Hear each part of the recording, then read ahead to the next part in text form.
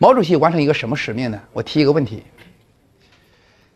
近代中国在全世界最弱、最被人看不起的时候，能够把这个国家让它独立，能够把一切列强，就跟那个小伙子讲的，就是把一切列强都能够击得粉碎，就是能够推开，让中国人能够站起来。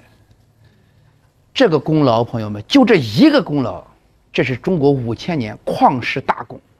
你今天学历史，只是文字上觉得毛主席伟大，你要放在近代中国，在那个时候，毛主席可以横扫一切手握乾坤、建立独立的国家，那个不容易，是没法想象的。如果没有这样的一个建国，我们还是在列强面前沉沦，今天咱什么都不要谈，什么都不会是今天这个样子，没错吧？所以为什么主席那一代人是立了，那是中国5000年未有的大功。而且主席干了一件特别了不起的事情，就是中国和世界有一个特点，周期率，任何一个朝代200-300年就不行。这个不行，你知道它背后的这个规律是什么呢？我告诉你规律啊，你看啊，比如汉朝，刘邦皇帝是不是把土地分给老百姓了吧？一分开了，开始是不是老百姓有了公行了，干劲就足了吧？可是同学们，30-40年以后，很自然的会出现这几种现象，很自然的，你听啊，土地就开始向某些人集中。你特别能干，他们家20亩地变成2000亩地，我岁数20亩变成5亩地了，这5亩地感冒发烧一卖，只能给他当佃农，就是他很自然，就是这种土地兼并啊，就跟马克思批评资本主义说两极分化，它是个很自然的，还不止。在这个过程中，请问，当他掌握了大的财产之后，你知道他会干什么吗？向权力渗透，对，他会向权力渗透，他会渗透向政治，他会在政治上找他的代理人。而这些公务员，当他掌握权力之后，他也会向经济下手，对，利用手中的权力为小姨子、小舅子、儿子什么谋取利益。注意，这个时候就会造成经济权力的人向政治渗透，政治向经济渗透，形成权力被经济绑架这样一种权贵阶层。后来你查历史，这个刘邦皇帝分完这个土地之后啊，真正出现豪强地主和这个权力掌控经济，汉武帝的时候就有苗头，汉武帝就很严重了。后来汉武帝就强行的让豪强地主离开他的庄园，就迁到文帝和景帝的那个皇陵旁边，实际上就是强行的实际上就是这种手段。可是呢，武帝还可以有这个能力，经过后来的昭和宣，昭帝和宣帝，到了汉成帝的时候，没有能力了。豪强地主开始蓄养家丁，就是你们学历史知道，豪强地主养着，我告诉他，养着是几千个人。而这个时候，其中有一个案件，就是在长安有一个县令，就是有一个豪强地主的手下打死了一个人。这个县官去抓这个人的时候，豪强地主家的家丁比县令手下的兵要多得多，这是真实的历史。后来不了了之，所以到了汉成帝的时候，权贵勾结在一起，使得政治已经不能为全体人民服务，而只是某些权贵代表的时候，政治已经要死了，只能眼睁睁地等着改朝换代。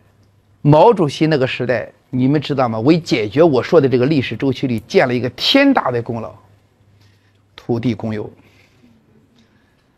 毛主席彻彻底底经过53到56年的社会主义改造，土地公有。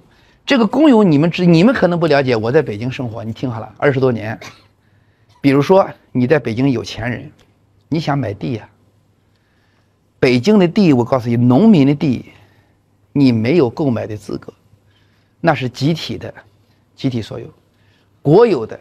这种使得你再有钱的人，你想掌握大量的不动产，没有机会，因为这个土地它是集体所有。在这个时候，你说你家里再穷，但是这个土地是你的，再穷都有饭吃。你说我土地要卖，你没有资格，土地是集体的，养活你，你不能像私有的时候造成土地兼并，听懂了吗？主席在根儿上把这个问题给斩断了。而且我告诉你，主席的土地国有制2000多年以来底儿朝天的真正做到的就是毛主席，我们都吃他的红利啊。我随便跟你说吃大红利。你们坐高铁的问你，你坐高铁1辆千里路300块钱的票价，那国家不得赔死啊？因为我蹬3轮我把你送来，你也得给我2000块钱吧？他是咋回事呢？我告诉你咋回事。他这个土地啊，我们这个土地，你比如说北京修到这个上海这个高铁，如果是美国土地私有制的国家，你修不了，中间有30万个资本家等着你谈判。因为我说30万就形容一下啊，我给你谈谈。你说了1亩地30万美金，这个资本家是40万美金，那个资本家50万美金，最后我一甩手，我啥也不谈，1公里我也不修，修不了。我党不是，修一划线修，国有。缺点是什么？可能对个人的私有财产权会有所侵犯。优点是什么？社会进步，极小的社会成本实现社会公共利益的提升。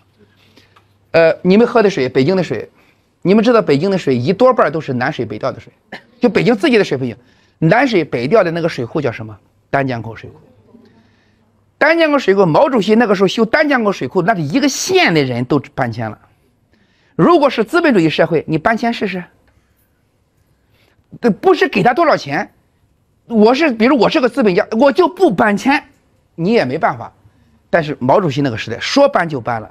当然，你说对私人财产权有没有侵犯？可能会有，但是他救了一个，他所产生的效益太大了，同学们。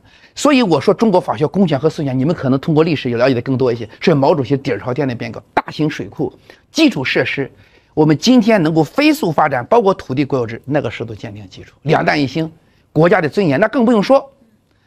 所以主席那个时候呢，他是打了一个底儿。毛泽东、周恩来那一代人，他生活在那个时空里边，要把我们这个民族从水火之中给怎么样拯救出来。你们这代人呢？我说中华民族伟大复兴，同学们看我这句话，中华民族伟大复兴现在出现了光明的前景，可以说现在是冲顶最关键的这几十年。你们这一代人啊，同学们，你们争气。就是把中华民族送到世界舞台中心的那一代人，同学们，你们这一代人，我相信听过我课的人中间，一定会有了不起的年轻人记住我的话，把自己的使命和担当和落下去。我相信这句话，是你吗？是吗？你看看，是啊，非我莫属。